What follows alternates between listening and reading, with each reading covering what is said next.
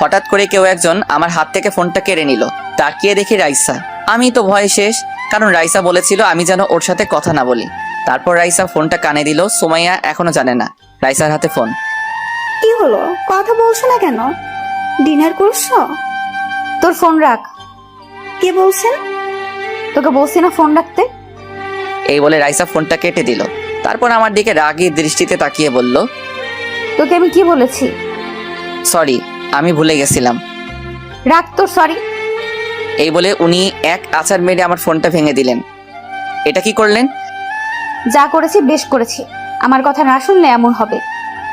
আমার কাছে এই একটাই ফোন ছিল, এটা আপনি ভেঙে দিলেন। এখন আমি বাড়িতে কিভাবে কথা বলবো? আমার কথা শুনলি না কেন? আমি কি জানতাম নাকি উনি ফোন দিয়েছেন? চুপ কর, এখন চুপচাপ ঘুমিয়ে পড়। তারপর উনি চলে গেলেন। আমি ফোনটা হাতে নিয়ে দেখতে লাগলাম ঠিক হবে কিনা। না, হবে না। একেবারে দু টুকরো হয়ে গেল। আমার এত স্বাদের ফোনটা ভেঙে দিল। এখন আমি আরেকটা কিভাবে কিনবো? হাতে টাকাও তো নেই। তারপর সারা রাত ঘুমাতে পারিনি। না, এখানে থেকে পড়ালেখার পাশাপাশি আমাকে কোনো কাজ করতে হবে। কালকে কলেজ ছুটির পর দেখি কোনো কাজ পাই কিনা। আজানের শব্দে ঘুমটা ভেঙে গেল। ফজরের আজান দিচ্ছে। তারপর উঠে মসজিদে চলে গেলাম। নামাজ পড়ে বাসায় চলে আসলাম। বাড়িতে কথা বলতে ইচ্ছে করছে, কিন্তু পারছি না। কিভাবে বলবো? মোবাইল তো ভেঙে ফেলছে। কিছুক্ষণ পরে আন্টি নাস্তা খাওয়ার জন্য ডাক দিল। মনটা খারাপ করে খাওয়ার টেবিলে বসে রইলাম। কি ব্যাপার, আজকে তোমাকে এমন দেখাচ্ছে কেন?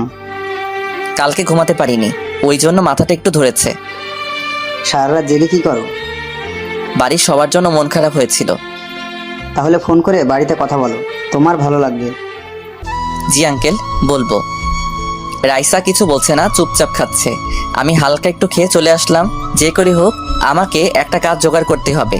তারপর কলেজে যাওয়ার জন্য নিচে এসে রাইসার জন্য দাঁড়িয়ে রইলাম। কিছুক্ষণ পরেই ও নেমে আসলো। তারপর গাড়িতে উঠে বসলেন, আমিও উঠলাম। বাড়িতে কথা বলতে পারিনি, আমার মন খারাপ হয়ে আছে। রাইসার উপর এখন আমার অনেক রাগ হচ্ছে।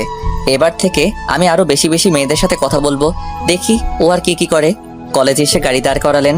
উনি আমাকে নামিয়ে দিয়ে গাড়ি নিয়ে কোথায় যেন চলে গেলেন।